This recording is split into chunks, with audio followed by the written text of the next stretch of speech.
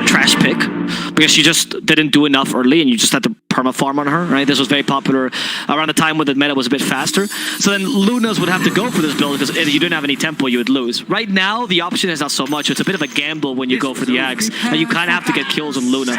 You might even say it's with that Gambit build. Started. So anyway, I think it's a consideration this game. It's not a bad idea. Against Oracle and Puck, it could be a bit of a difficulty because of phase shift and fate seek. We'll see. I'm not giving you that one. I'm sorry. I know you know what I'm not giving you. That's literally what a Gambit is, though. I know, it was too perfect. I don't want to give it to you because then you're going to start making puns. Like, I live with this man. And then he goes around and he just makes puns to me. He doesn't even say hi anymore. I don't. I just say what I do is I get my top hat on and I say top of the morning to you, Alvaro. I puke every morning every time he does that. I'm so skinny thanks to that. I lost so much weight. Astral's a pretty darn mean Earth Spirit player here as well. Just want to point that out.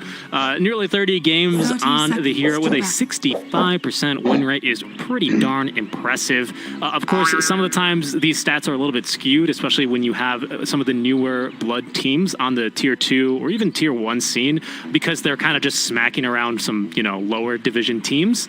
But I mean, that still is a lot of practice here on the hero. So I'm really, really looking forward to how he will play this one out. Yeah, exactly. And it doesn't mean that this team is necessarily bad when he says that. It means that he participates in a lot of tournaments where they have teams that are just, I wouldn't even say amateur, maybe say pro, right? Yeah, they don't play full time. Up to scale. They're not up to the scale. Like the tournaments on Esports, for example, which you fucking participate in. Yeah, that's actually where a lot of the stats, funnily enough, that where Puckchamp's games come from, actually, is when I was taking a little bit of a dive. So yeah, no, totally. I mean, we casted them in the Global Leagues, dude. Oh, yeah, really? I know you don't remember. No, because they were on a different name. No. I remember them very much because they were like, "Oh wow, this team is really good." So you could tell. Anyway, I think this game in terms of draft, I think again the ease of execution falls on Puckchamp. They have a much more solid draft in that sense. I don't much see synergy for Gambit, but they have very solid heroes. So jury's still out. It's easier certainly than last game. They don't rely so much on team fight, and their lanes are pretty strong. And we're seeing here that thanks to Luna's laning phase, the batter is going to struggle a bit early, but later he should recover a bit. Yeah, like once he gets level 3, 4. An Astral with boots is going to be able to do a lot of creep lane shenanigans. You can already see he's looking to skip one wave. Hubbard is going to try and slow him down. Both with boots here, interestingly enough, here on the position 4 and 5. Oh. Earth Spirit is going to have way more mobility. Earth Spirit 4 with boots isn't too out of the ordinary, especially versus an Ogre. You can't go head-to-head with him if he does go for the Ignite or the Venom build. It's a losing combo for Earth Spirit. So the boots make sense, but I'm surprised that Hubbard as well went for boots. So perhaps predictive, right? Yeah, exactly. I think that's really, really wise. That's really incredible. So good stuff there, as we'll see Johnny just kind of CS here at much more ease now that the Bat Rider doesn't have any support here locally. Yeah, I really like this build actually. It's quite clever because he actually is able to go head-to-head with the Earth Spirit. Earth Spirit is forced to pretty much take this creep wave, and he's not able to get a lot of last hits either. Usually the 4 takes a creep wave and worth of experience, but Pupper's denied a fair amount. And Pupper can play it super aggressively because he knows there's no way to kill him. Not with boots anyway. He's way too tanky here. Not without boots and not without an Orb of Venom on the Earth Spirit, absolutely. Exactly, because he knew the Earth Spirit went for the boots as well. So as soon as you saw that, you're like, okay, he's lacking kill potential. Melshon's for boots as well, I believe, or maybe just first item boots straight away. And windless as well, so it's just full mobility. I mean, when it's a Luna, best way to counter her, right? Her best asset is her incredible movement speed. You counter it by going for more movement speed, Fair point. Fair point. Right, it's that simple, right? That's why Luna is back to the old TI3 kind of Dota style. I think her best asset, personally speaking, is her night vision. But, that's just me. Okay, all right. Sure. Little creepy man wants to look at things at night. I like her movement speed. I think she's really useful because of that. It's like an escape mechanism and just a passive ability, essentially. It's very, very useful. And her laning is strong, though. But I don't think Monkey King's laning is anything to scoff at either, and we're seeing this, right? Mars can't quite play aggressive against Monkey because you always have to save the spear for when Monkey's trying to get that Jingu Mastery off on you, and then you stop that from happening. But you can't really play aggressively and force kills unless you have enough damage to ensure a burst down on the Monkey King. Yeah, and that's rather difficult here, even with the Blightstone on the Potom. Monkey King, agility hero, lots of base armor, so it's not really going to be doing too much damage to him. And Monkey King, basically, if you're going to set up that combo onto him, then he's going to be getting his Jingu stacks, like you said, and life stealing back to full. So it's kind of a losing combo there, at least early on there for Gambit. Mid lane's a bit of an interesting one, though. Puck versus Ember. Lots of very classic sort of mid lane matchups we've gotten here. Might just be a trade of CIS Dota, but last time we were at SF versus...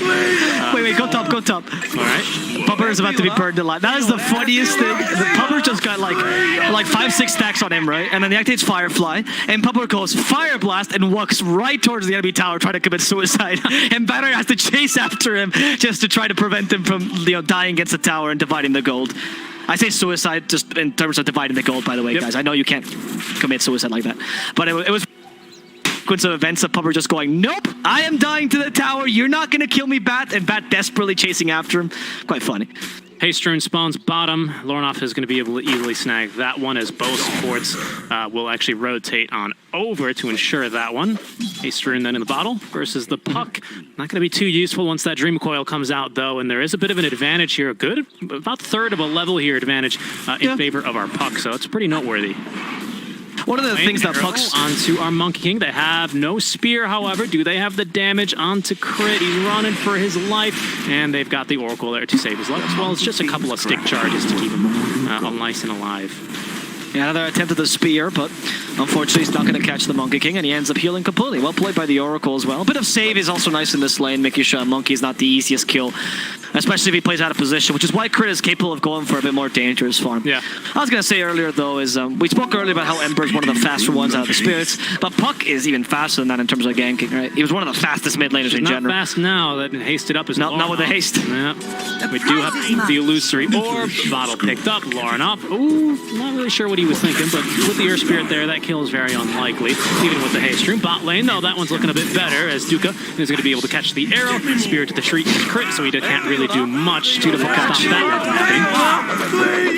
Yep. And unfortunately, I mean, the Crit is still farming nicely, so it's not that big a deal, you know, killing the Oracle, but it is helpful to the Mars, because as we mentioned earlier, Mars is a bit of a tempo setter. You kind of want your lane to go a bit in your favor. You don't have to dominate it, but get enough farm so you can actually fulfill that role as tempo setter, and these kills help you a lot.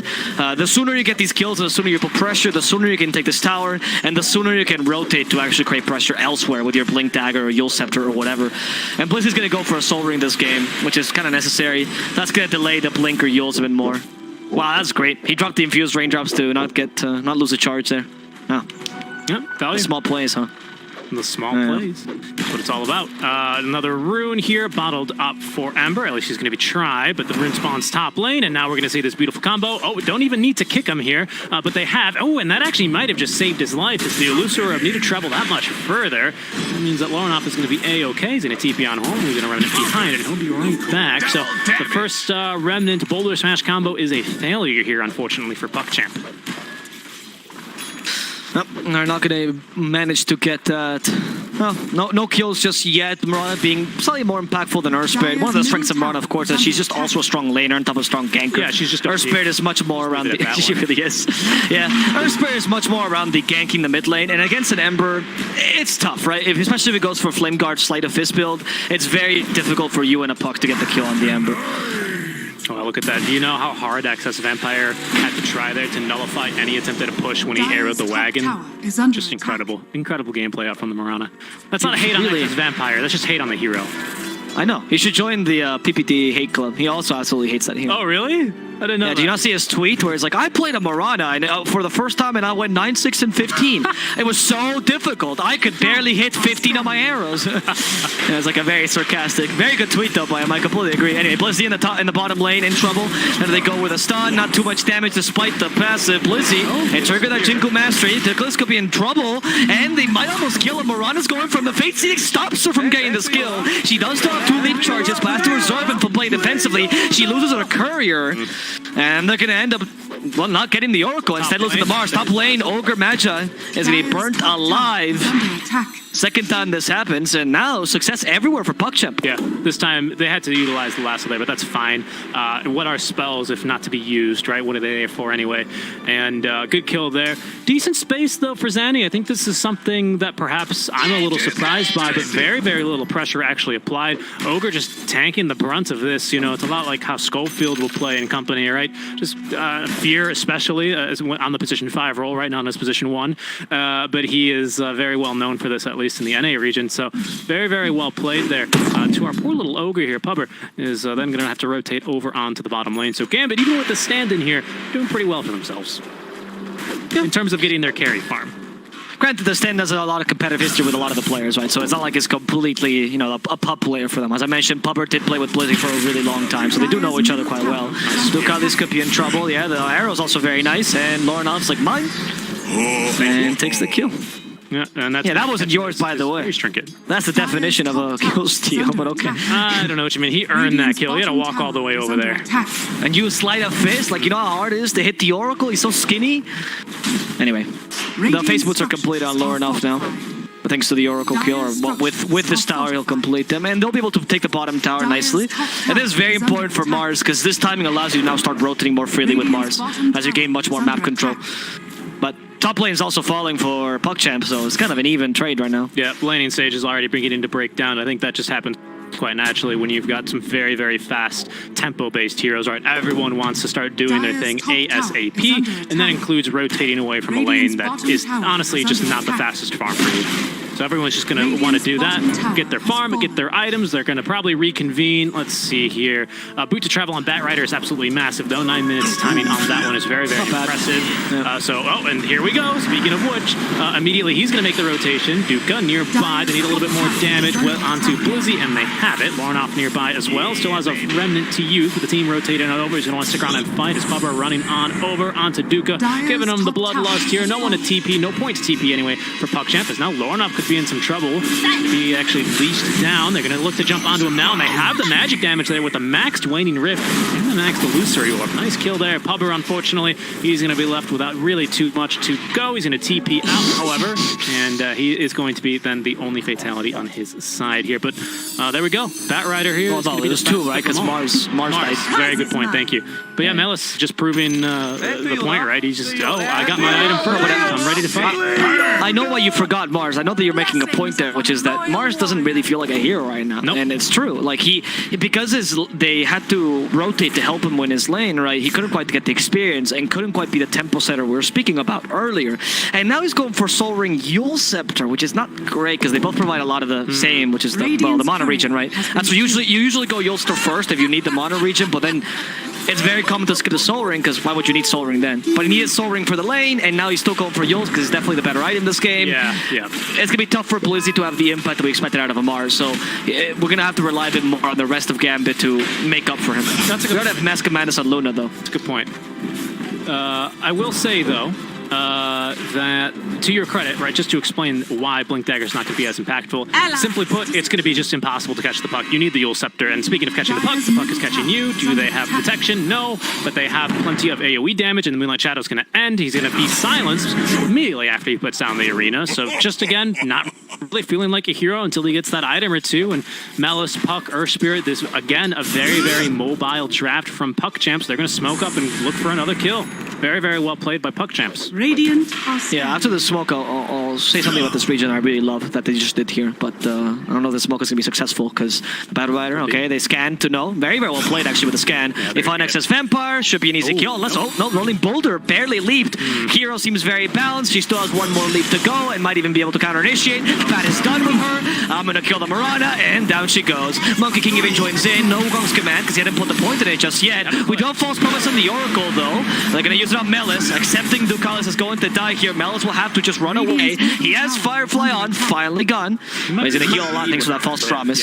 Yeah. You got 2 charges off there of the Fortune's End. Right, so maxed. So what I was going to explain beforehand was that something I really like about CIS region is that you actually look at how Dota works in terms of spaces. Usually, this bottom lane becomes the easiest lane for Gambit to farm because they took the tier 1, right? So it's why they're putting Blizzy here so he can recover. But in CIS, they very often, I notice, play with smokes or something where they try to go for the lane where everyone's farming and play against the traditional Dota way, as we see Melis here, right? They're playing in a way where it's really hard to read them, and there's a bit of surprise factor, and there's a bit of just trying to destabilize the enemy team, and a lot of CIS teams do this. And now Melis might get punished for it, but if he doesn't, this play ends up being really good. No, he does. Searing Chains, they catch him, Fire Blast, and Melis will die. This will happen sometimes when you play what is called the anti-space, right? When you play completely opposite of what you're supposed to, but they're doing this on purpose because sometimes this creates too much of a... It's too difficult a plan to follow. And Gambit, despite the fact that they keep trying to recover on Blizzy, are unable to do so at any point. Okay, yes, and I just want to point out, first of all, space created is what you kind of just said. But space created for what? Well, now we have, I believe, the Witch's Blade nearly completed here for our Puck, already with the Blitz Knuckles, and we just need a little bit more CS there for the recipe, that piece of paper to tie it all together. Monkey King, in the meantime, here for Krylat, he's got himself nearly the entire Aghanim Scepter. In fact, he just needs the Point Booster, I believe? Yeah, no, there's the Staff of Wizardry. So he needs one more component. So he's making excellent progress here as well. And all that really just off the back of the Batrider, right? Yes, the Earth Spirit's playing a pretty darn good game, 0-0 and 4, the perfect support score so far. But it's really a lot on this Batrider, as you've already pointed out. Yep. What do you think of the Monkey going for Eggs before Maelstrom this game? Actually, hold that thought, because Astral... No, never mind. Astral's God. He's fine. He's fine, yeah. Marana is going to be even hard-pressed to catch up to that. Even if Marana can't catch up to you, right? You've done something right in your life. She needs to be buffed. Yeah, I think Leap should have bigger range, right? Maybe she have like some sort of like shard that gives her an extra leap charge and maybe crit? I don't know. Call me crazy. I think it should turn it into a global cast. You can use it on all heroes. You click where you want to be and you're there. And also everything just dies when you leap there. There we go. Also remove charges. Just make it like a 0 cast point skill. Like no cooldown whatsoever. They really want to fight here though. Gambit, are they ready? What do they have? They have the ulti. They have the high ground is what they have, Richie. That's why they want to fight. There's the Masked Madness build that you talked about, but it's instead going to be, I think, more into just the safe build. Yep. So Yasha into BKB, which I think is fine and appropriate this game. I think really, now that you don't, it's the right choice. Well, you have a Mars, but not really. He's still just farming, right? There's a reason why we see the Mars only farming, and instead the Batrider running around bullying the Mars, right? There's a very specific reason for that, and that is because the Mars, simply put, is just too weak right now. No one on Gambit can really set the tempo at this stage of the game, and that's a real problem. That's why it takes 4 heroes to kill a simple Batrider at this stage. And for now, Puckchamp, they need to try and exploit this weakness for as much as they can in, I would say, about the next 7 minutes or so here before Gambit start to get some items running. Yeah, exactly. Once Luna is farmed enough, though, they should be able to fight Astro. Really nice silence, by the way, there. And they continue the silence chain. Pupper's like, guys, please.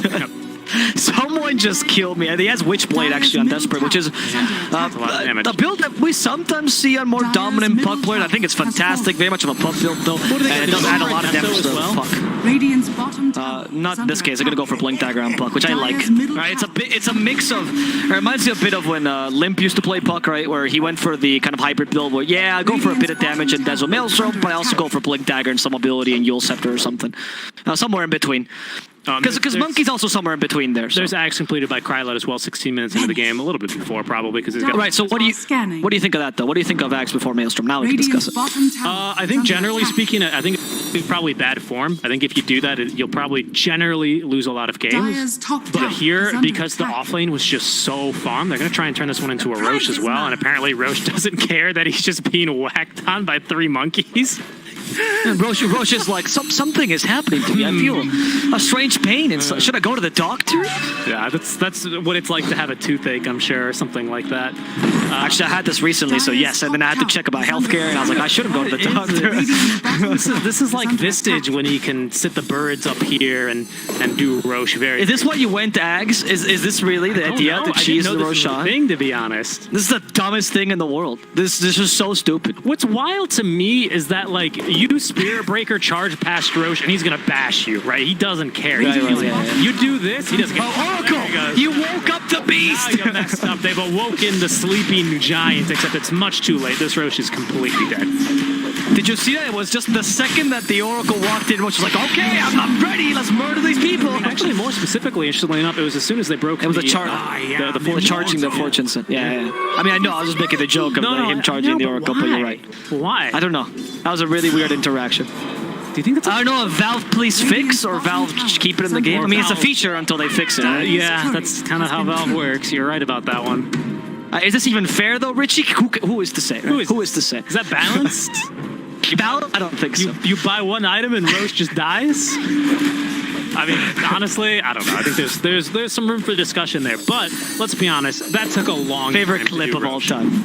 Yeah. Second favorite clip now after the Slacks hotkeys. That's my favorite clip. That took a long time to Roche. And Blizzy and the rest of Gambit have made use of this space. What have we got now? Blizzy has the Yule Scepter, so although he's still playing from behind and is currently being chased away into the trees by enemies rotating towards him, he now has finally an item that can potentially have some game impact here.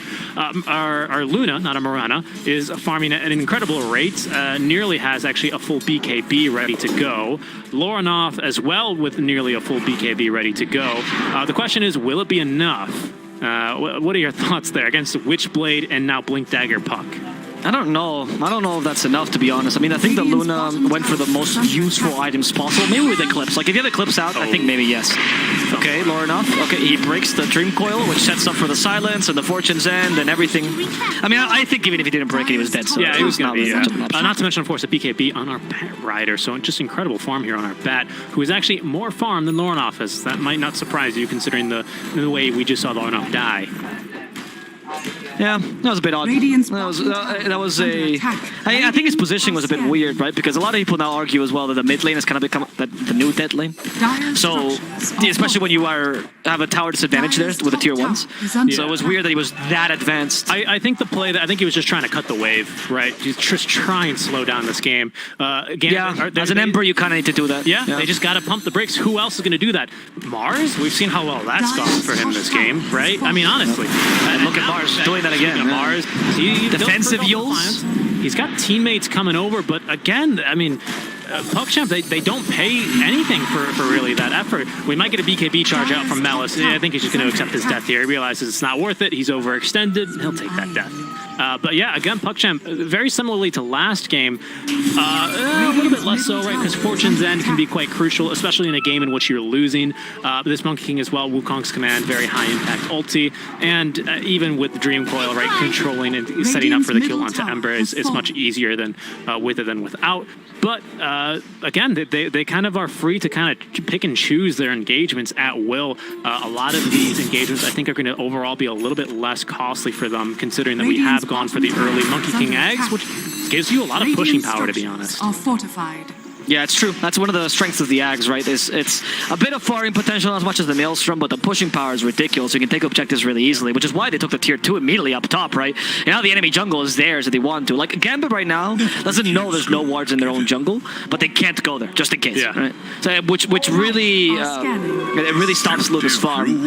And that kind of takes away from the whole point of picking a Luna, because the whole point of Luna is you get a Mask of Madness when you play her like this, you get a Mask of Madness and you vacuum farm. But when you're vacuum farming only a triangle, it's very easy to gank you and very easy to punish you. Pupper is here to break smokes, very well positioned by Pupper. They go for him. Astral does see Xani though. He wants more, but so, he can't. It's too far. That's a good death. Like, if that's actually a death creating or a space creating death, right? That's a fear death. If you watch NA Dota, that's a Schofield death. If you watch SA Dota, or Pilot die if you're an old school person like myself. You're like, oh, did Pilot just die 17 times and they're still winning the game? Wow, what a god. With the Malk Award. The Malk Award, yep. Yeah. Classic. I mean, anyway. Yeah, but that's another tower down, just like that. And in fact, I do want to bring up this little point. I think we're going to fight here, actually. But Puck has gone for a real nice Dream Coil. Build. I'm gonna murder him. Oh, nice! I didn't even consider that, but they're breaking the Dream Coil like that is very clever.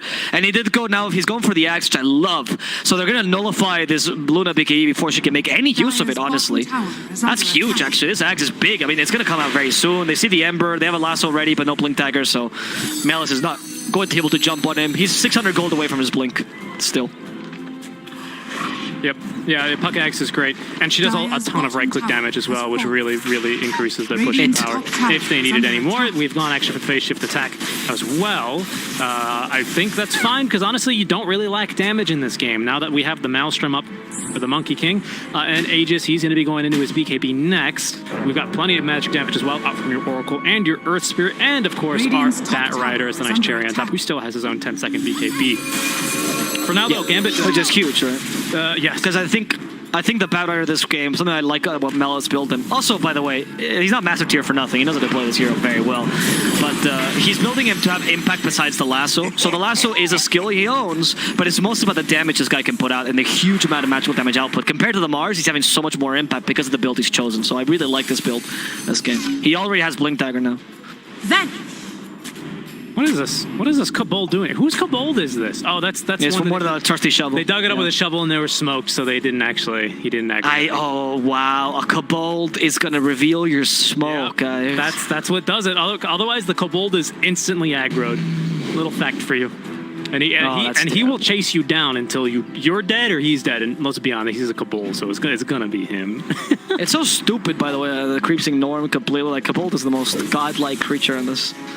He's just like he exists in the realm of existence away from neutrals and this dire and this dire radiant war. They dig him up randomly and they murder him and he gives gold for some reason. Only a little bit though. It's yeah, but why is this animal carrying gold with him? Oh, that's terrible. Kill her quickly, even with Arena of Blood. She wants to use the Eclipse. No, he has the big game. He walks away. Anxiety's going to be fine for now. Still has the Eclipse available. They want to chase after, but Blizzy will have to sacrifice himself for the carry. Puck is going further. He has the Dream Coil ready to almost cancel that TP. Instead, only caught low enough. Who BKBs immediately. The damage is high, but not high enough. And Ogre Magi will also be able to make it out of here alive. So in the end, Puckchamp aren't capable of turning this into a huge fight, but they do kill Blizzy and now mess up for crit. Wow. Great play, Astro. Yeah, nice job there to Gambit to get out. But, I mean, if you just take a look at the fight recap, you can see that was a very, very one-sided fight, to say the least. Yes, there was some damage dealt by Gambit, but I think all that damage was just damage in an attempt to escape and get the heck out of Dodge, right? They were not looking to fight there whatsoever. They came in hoping to snipe this Tier 2 tower sitting on 75 HP, and they got the kitchen sink thrown at them instead out from Puckchamp. They're lucky to have lived with relatively few losses. And here, actually, we might get a kill onto the Earth Spirit, which on a pretty farm position 4 is a kill that you will take, especially when it goes over to your Johnny. Yeah, when you are losing, you'll take any kills. Like at this point, even murdering the Oracle would be worthwhile, right? So you're quite happy about that. A bit of a misposition by Astral. They're trying to take over the enemy triangle, but the difficulty as well when you take over the enemy jungle is that you know they will defend their own triangle with tooth and nail, right? You know they're gonna fight this, and you have to be much more confident about your incursions into the enemy triangle. You either go as 5 with like an idea of a smoke or some clear initiation tactic, or you don't go at all, because Gambit will make sure that anyone in that vicinity will get murdered. Xani takes the... Oh, there it is. They do it. Backdoor protection is a joke to Luna, and this carry, Luna, I mean, is working out. She's going to get the Scotty, and she's starting to become a carry you can rely on now. She is. She's actually managed to outfarm every single core on the... Well, every single respective core, not put together, of course. She's no alchemist. But she's managed to outfarm every single core on the enemy team, with still a 5k net worth advantage here towards Puckchamp. So that's really saying something there. As I believe they have not scouted Roche quite yet. Arrow will find... as there's going to be now a little bit of damage here out from Blizzy. Yeah, they're just going to hit him with a tip, unfortunately. Not really much he could do there. Playing Mars from behind must be the off-lane equivalent of playing Disruptor from behind. It is just awful. Yeah, it sucks so much for the Mars right now. I think it's really easy to blame Blizzy, but I don't know what he can do to really I agree. Honestly. I agree. That's why you're really just counter initiation this game at best, right? You can kind of lay a good Arena. It's not like Arena was that great. I mean, you're up against Puck, Batrider, and Monkey King, or Spirit can even rolling boulder through the wall, right? So it sucks to blame Mars. I mean, this seems unlikely, but I don't know. But can Monkey King tree dance if no damage has been applied outside of Arena? Will it let him? Because he's technically flying. Yeah, you can, right? That's what I thought. I would assume so. I mean, all you have to do is just damage the Monkey King, of course, lol, but it's not very likely considering how these arenas have been utilized this game thus far. I mean, I haven't seen a single successful arena. That's the thing that I was talking about. They don't really have much synergy. Like, the best combo they kind of got is Eclipse into Arena of Blood, which is a combo that's countered by a single BKB, right? So it's not great. Plus, like, usually that's not a good combo. Agree to all its terms and conditions here. For some reason, it's one of the most restricted ultis in the game. I have no idea why. But even with the Aghanim Scepter, which if you cast the Ag's upgraded version of Luna Eclipse onto an ally and they die, the Lucent Beams don't stop. I don't know why. Normally they do stop if you just, you know, cast it normally without eggs.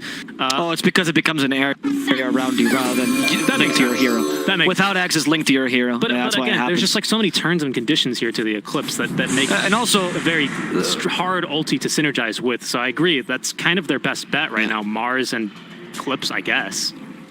And Murphy's Law will state that if Eclipse is very close to killing someone, all the other beams will hit someone else. Right? That's what happens. Or you've every time you play Luna. Amount of beams. Or a creep will walk, or someone will summon a Cabal down a treasure shovel, right, or something like that. Luna is that kind of hero. They catch you with a Dream Coil. This time they do have the Axe on the Dream Coil, which means they can still stun her despite that. Arena Blood is good to stop the enemy team initiation, but Xani's still in trouble. His BKB completely wasted, and yet again, it seems like a bad team fight for Gambit. Now the Eclipse, though, annoying Astro completely wasted onto the enemy forward, but actually managing to get a kill. Not too awful, as Puckchamp is unable to secure a single hero for now. Lorinoff might be the only one they can kill. As they divide their efforts, they'll finish off Blizzy and Lorinoff, but Melis went a bit too far and had to die as a result. He did. Well, I don't know if he had to die, but he does die as a result of that one. They buy back on the Earth Spear. A little bit of exasperation there. That shows the difference. I mean, contrast this fight we just witnessed from Puckchamp, which in one word I would kind of describe as overzealous compared to the fight they took last game here near the bottom. They were just dewarded. They knew Gambit was in the area, and they go, you know what, screw it, we feel strong, let's go in and fight, we'll probably come out on top. They do, just because they're that far ahead, and they're going to get a kill here onto the Ogre for free.